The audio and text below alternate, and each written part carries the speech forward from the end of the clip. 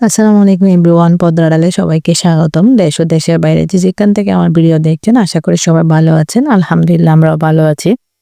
আজকে ভিডিওটা আমি সন্ধ্যা থেকে শুরু করেছি, বিকালের দিক দিয়ে। আসলে হালকা হালকা শীত পড়তেছিল আজকে 3-4 দিন ধরে।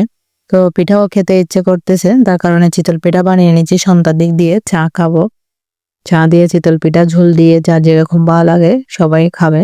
এই চিতল পিঠা না আমার গরম গরম অনেক মজা লাগে খেতে, চায়ের সাথে। তারপর হচ্ছে বা মুরগির মাংস, গরুর মাংস ঝোলের সাথে। তার জন্য বিকালের নাস্তা হিসেবে বানিয়ে এনেছি। বাচ্চারাও খেতে পছন্দ করে, যেহেতু সকালবেলা তাড়াহুড়া করে বাচ্চারা স্কুলে চলে যায়, ওই টাইমে বানানোটা সময় হয় না। আর দেখা যায় কি শীতের সময় পিঠা, যে কোনো ধরনের পিঠা নাস্তা খেতে ভালো লাগে। কারণ দিন ছোট হলেও সন্ধ্যার টাইম থেকে রাতটা অনেক বড়, 10টা হতে হতে অনেক টাইমও লাগে, যার কারণে বিকালের নাস্তাটা একটু ভালো করে করতে হয়। আর নাস্তার মধ্যে পুলি পিঠা, চিতল পিঠা, যে কোনো ধরনের পিঠা হলে তো আর কথাই নেই। বাচ্চারাও মাশাআল্লাহ অনেক পছন্দ করে। পিঠা আমার হয়ে গেছে, এখন নিয়ে নিচ্ছি, একটা একটা করে তুলে নেব। দেখুন মাশাআল্লাহ অটোমেটিক ফুটে যাচ্ছে, সুন্দরভাবে হয়েছে পিঠাগুলা। এই পিঠাগুলা, চিতল পিঠাগুলা দেখতেও সুন্দর। এরকম গরম গরম বানিয়ে খেলে না অনেক মজা লাগে, সাথে সাথে চায়ের সাথে। তো একে একে আমি পিঠাগুলা নিয়ে নিয়েছি, এখন আরোগুলা দিয়ে দিব বানানোর জন্য। আরেকবার দিয়ে দিচ্ছি। এখন প্রথমে এক চাষ নিয়ে নিয়েছিলাম, আর এক চুলায় হচ্ছে চা বসিয়ে দিয়েছিলাম। চাটা রেডি করে নিচ্ছি, চায়ের সাথে খাবো। দেখুন মাশাআল্লাহ এগুলো রেডি হয়ে গেছে, এখন প্লেটে নিয়ে নিব সবগুলা। শীতকালে না যে কোনো ধরনের সবজি পিঠা পুলি খেতে অনেক ভালো লাগে। এবার সবগুলা প্লেটে নিয়ে নিয়েছি আমি রেডি করে। চায়ের জন্য টেবিলে নিয়ে যাব, চাও ঢেলে নিচ্ছি একসাথে। ততক্ষণে পিঠা আরোগুলা বানিয়ে নিব একে একে। এগুলা খেতে খেতে গরম গরম খেলে না অনেক মজা। তো বাচ্চাদেরকেও বলতেছি চা খেতে এসে যাও। দেখো চা খেতে খেতে আরোগুলা হয়ে যাচ্ছে, এভাবে প্লেটে নিয়ে যাচ্ছি, বাচ্চাদেরকে টেবিলে দিয়েও দিচ্ছি।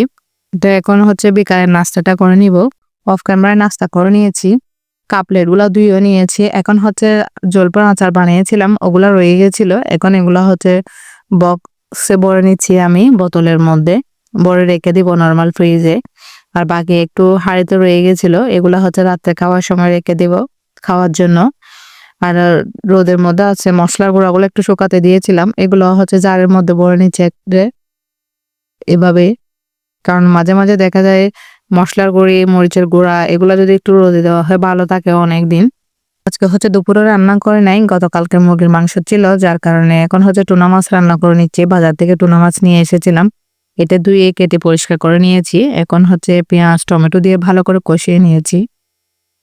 টুনা মাছগুলো হচ্ছে দেশি টমেটো দিয়ে রান্না করব, একটু টক টক করে, যার কারণে টমেটোটা বাড়িয়ে দিয়েছিলাম আমি, একদম গলে নিয়েছি টমেটোটা পেঁয়াজের সাথে, যার কারণে একদম টক টক খেতে অনেক ভালো হয়েছিল, সবাই পছন্দ করেছিল। টুনা মাছ আমার অনেক ভালো লাগে, কারণ খাটা থাকে না, খেতেও অনেক মজা।